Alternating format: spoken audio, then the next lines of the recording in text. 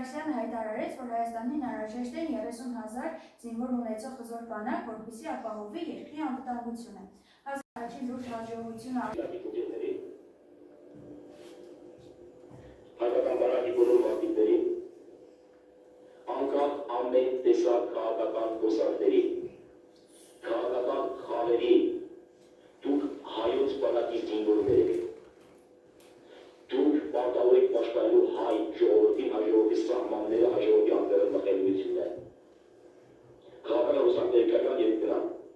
Գործ չունեք ոչ մի քաղաքական խոսակի հետ, կարող եք գործարման տարբերպես։ Եթե զինվորները ցանկացին քաղաքականության, մենք դրա արդեն արդյունքը տեսել ենք։ Երկրի փոխանցումի։ Խնդրել եւ խնդրում պահանջում հերո մնացել քաղաքականությունից, հերո մնացել որովհետեւ սա քաղաքական խոսակի կուսակցական հանդարնալուց։ Առաջին պաշտպանության նախարարը 1991-ից 1992 թվականները եւ այնուհետեւ 1995-ից 1999 թվականները եղել է Հայաստանի Հանրապետության վարչապետ 1999 թվականին մինչև հունիսի 11-ից մինչև նույն թվականի հոկտեմբերի 27-ը նա իր գործունեությունը սկսել է 1988 թվականին Ղարաբաղի շարժման ժամանակ, որի նպատակն էր Լեռնային Ղարաբաղի միացումը Հայաստանին։ Նա նշանակվեց պաշտպանության նախարար նախագահ Լևոն Տեր-Պետրոսյանի հրամանագրով Հայաստանի անկախացումից որոշ ժամանակ անց 1991 թվականի վերջին։ Սկսվել է 1988 թվականին։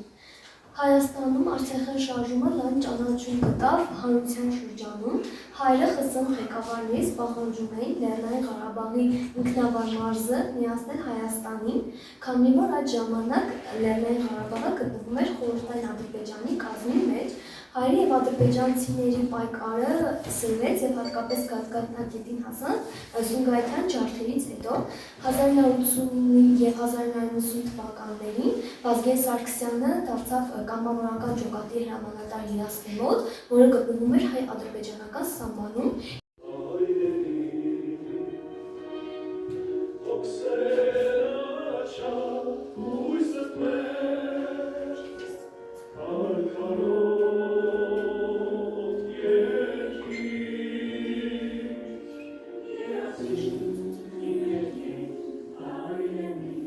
Հունվարի 28-ը հայոց բանակի կազմավորման օրն է։ 1991 թվականի դեկտեմբերի 5-ին Հայաստանի Հանրապետության նախագահ Լևոն Տեր-Պետրոսյանի հրամանագրով պաշտպանության նախարար նշանակվեց Վազգեն Սարգսյանը։ Նա նորանկախ Հայաստանի առաջին պաշտպանության նախարարն էր առանց նախարարության։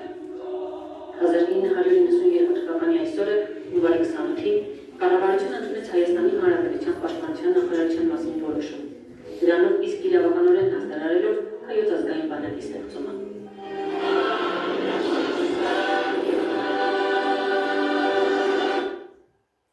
Երկար ժամանակ ընթերցողին անհայտ է եղել, հետագայում ընթերցողը պետք է բացահայտել որպես գրող մտավորական Վազգեն Սարգսյանի։ Վազգենից ստեղծագործել եւ ընթերցողի տատին են հասնել հետեւյալ գրքերը՝ «Էս ինչ է կանոն տղերք», «Վերջին անգամ եմ ասում», «Ոգու փորձություն», «Հացի փորձություն», «Պատմության սկիզբն ու շարունակությունը» եւ «Բարի ասպետը» գրքերը։ Վերնատուն հրատարակչության Լուիս Զայաթ «Վերջին անգամ եմ ասում» ժողովածուն Վազգեն Սարգսյանի ելույթների, հարցազրույցների, ասուլիսների դրանին է։ Կազմել է Կարինե Մեսրոպյանը։ Նրա խոսքով Վազգեն Սարգսյանի «Էս ինչ է կանոն տղերք» պատմվածքի եւ վերջերս լույս տեսած «Վերջին անգամ եմ ասում» հրապարակախոսական նյութերի ժողովածուներով Վերնատունը փորձում է ամբողջացնել անցյալ դարի 80-ականներին գրականություն մուտք գործող լավագույն գրողներից մեկի եւ պետական խոշոր կորչի կերպարը։ «Էս ինչ է կանոն տղերք» գրքից նաեւ այս գրքից։ Քանի զինվոր եք, Վազգեն Սարգսյանը պատասխանել է, ինչքան զենք հասցնենք։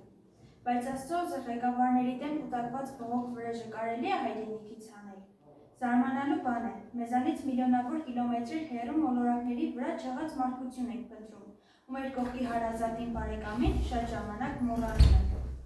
Տեսեք, թե ինչ բառ է գործածության մեջ մտել, ծայրամասային գյուղ։ Ծայրամասային գյուղ կարող է Ռուսաստան ունենալ, սրտից չափ բի երկիր է։ Սրտի ծայրամասը ո՞րն է, որտեղից էլ վնասվի մահացու է։ Ու հիմա Մերլին աշխարհագրական տարածք չէ Ներես Մանեջան, Մանեի ընթերցվող հատվածը նրա ամենավերջին հրապարակախոսական ելույթից է հատված, երբ որ ես կարդացի, սկզբից մտածեցի որևէ ստեղծագործությունից է, բայց պարզվեց, որ նրա հրապարակախոսական երգից է, որը ներառվել է արդեն գրքի մեջ։ Կարդամ անունը։ Ու ինքը այս հատվածը հենց ընտրոնական մասում էր դրված թանգարան։ Այո։ Հա, ես այնտեղ գրավում կատարեց ստեղծագործությունների մասին։ Ու հիմա Մեղրի աշխարհագրական տարածք չէ Մեղրին։ Հայրենիքի մի փոփ հող չէ, Մեղրին քո տանտիրն է հայ, Մեղրին քո հացի մայան է, եւ երբ դու Մեղրին տալիս ես օտարից, քո տանտուրը փակում ես քո վրա։ Չգիտեմ ներսից, չգիտեմ դրսից, բանալին կախում ես գրծքիցդ։ Քանի բանալի կա կախված 1915 թվից, քանիսը կորավ, քանիսը մնաց։ Իսկ դռները բաց, տանը հայ չկա։ Թուրք չգիտեմ, համաշխարհային արտարացում հնարեցինք, թիկունքում պահվեցինք, որ չխոստովանենք 1900 թվից առաջ ու հետո ու հիմա տեր չէինք, չեղանք, տեր չէինք դառնա մեր տանը։ Մենք վախենում ենք մեր ուժից, մեզ վարժեցրել են ուրիշի ուժին, մենք ընտիր հպատակ ենք, մենք խելոք կատարող ենք, մենք հայրենագործություն ենք ուրիշի ձեռքի տակ, հայ մարդ, հիմա ուրիշը դու ես։ Մի հավատա թե քո թշնամին քեզնից ուժեղ է, թշնամուց ուժեղացնողը քո վախն է, քո ցավն է, քո հիմարությունն է։ Ու հիմա Մեղրին ասում եմ, Մեղրին ավելի կարևոր է, քան ցանկացած տարածք, նույնիսկ Ղարաբաղը։ Մեղրին իր քար ու քրայով այս երկիրը դարձնում է աշխարհի հզորներին իր դուռը բերող։ Եվ այսօր տալ Մեղրին, թեկուզ դիմացը ծովի ճանապարհ ստանալ, սուտ է, մեծ համաշխարհային սուտ։ Նախ չեն տա, 1000 մի ձև կա չտալու։ Ղարաբաղը ապացույց, որ հողը գրիչով չեն վերցնում։ Չեն Միշտ ունասերունդների հիշողության մեջ մենք անպայման կփոխանցենք եկող սերունդներին նրա պատգամը, նրա գործը, նրա անունը եւ սերունդներին նա ունի թողած մի մեծ պատգամ։ Շարունակեք իմ կիսատ թողած գործը։